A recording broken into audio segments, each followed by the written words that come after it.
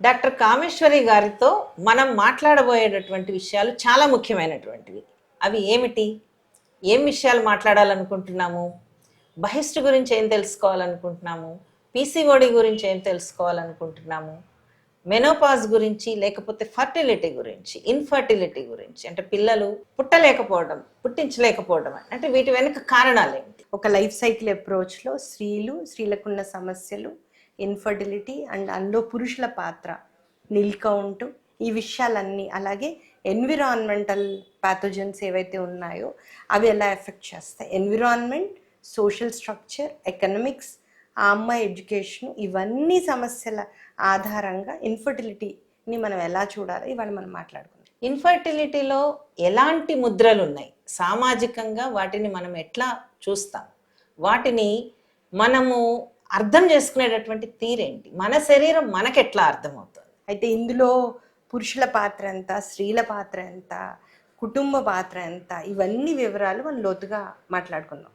ఇన్ఫర్టిలిటీలో ఎలాంటి అలవాట్లు ప్రధానమైనటువంటి పాత్ర వహిస్తాయి? వాటిని మార్చుకోవటానికి ఎంత సిద్ధంగా ఉన్నారు పురుషులు కానీ స్త్రీలు కానీ? సో ఇప్పుడు ఆధునిక జీవన విధానం, junk food, sedentary habits, alcohol, smoking, gutka, ఈ రకమైన హ్యాబిట్స్ వల్ల ఫర్టిలిటీ ఎలా ఎఫెక్ట్ అవుతుంది అంటే, న్యాచురల్ ఫర్టిలిటీ అందరికీ సృష్టి ఇచ్చింది, దాన్ని ఫికండబిలిటీ అంటాం. అది మారిపోతుంది అనమాట ఈ అలవాట్ల వల్ల, అలాగే మల్టిపుల్ సెక్షువల్ పార్ట్నర్స్ ఉండడం వల్ల. సో మన ఎబిలిటీని, అంటే సహజ సిద్ధమైన పునరుత్పత్తి సామర్థ్యాన్ని ఏవి తగ్గిస్తాయి అన్నది కూడా మనం మాట్లాడుకుందాం. కామేశ్వరి గారు డాక్టరే కాదు, మంచి రచయిత్రి కూడా.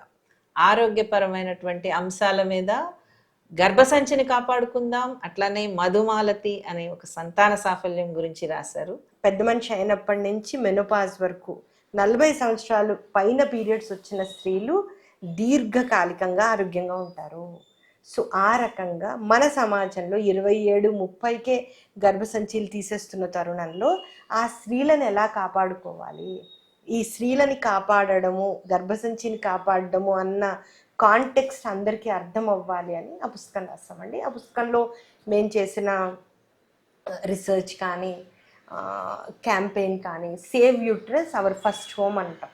మనందరం అందులోనే పెరిగాము, అది మన మొదటి ఇల్లు కనుక, అది అందరం అందులోనే పెరిగాము కనుక దాన్ని ఎలా కాపాడుకోవాలి, సో దాన్ని కాపాడడానికి ఉండే హడిల్స్ ఏమిటి, భావజాలాలు ఏమిటి, పురుషుల పార్టిసిపేషన్ ఎలా ఉండాలి, స్త్రీలు దాన్ని ఎలా అర్థం చేసుకోవాలి, బహిష్టును ఒక బర్డెన్ కింద చూసే స్త్రీలు మారాలి అని ఆ పుస్తకం రాశానండి. అది గర్భసంచి మీద పుస్తకం.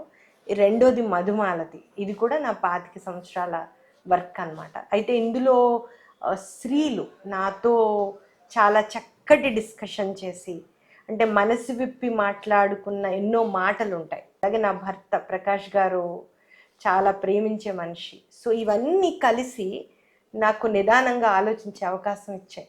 స్త్రీలు దాన్ని అర్థం చేసుకుని నాతో నడవడం, ఈ 25 సంవత్సరాలు ఎన్నో వేల మందికి మంచి జరగడం, సో ఇవన్నీ అనుభవాలు కలిపి, అలాగే మారుతున్న సమాజం ఐవీఎఫ్ని అర్థం చేసుకున్న విషయాలు, ఐవీఎఫ్ని ఎలా అర్థం చేసుకోవాలి, ఈ ఆర్టిఫిషియల్ టెక్నిక్స్ని, మీకు ఆ టెక్నాలజీ ఎంతవరకు ఉపయోగపడుతుందని మీరు అర్థం చేసుకోవాలి. టెక్నాలజీలు మంచివే, ట్రీట్మెంట్స్ మంచివే, ఈ వివరాలు అన్నీ చెప్తూ ఈ పుస్తకం రాయడం జరిగిందండి. దాని పేరు మధుమాలతి. మధుమాలతిలో ఉండేటటువంటి విషయాలు, ఇప్పుడు కామేశ్వరి గారు చెప్పినటువంటి విషయాలు, పూర్తి ఇంటర్వ్యూ తొందరలో చూద్దాం.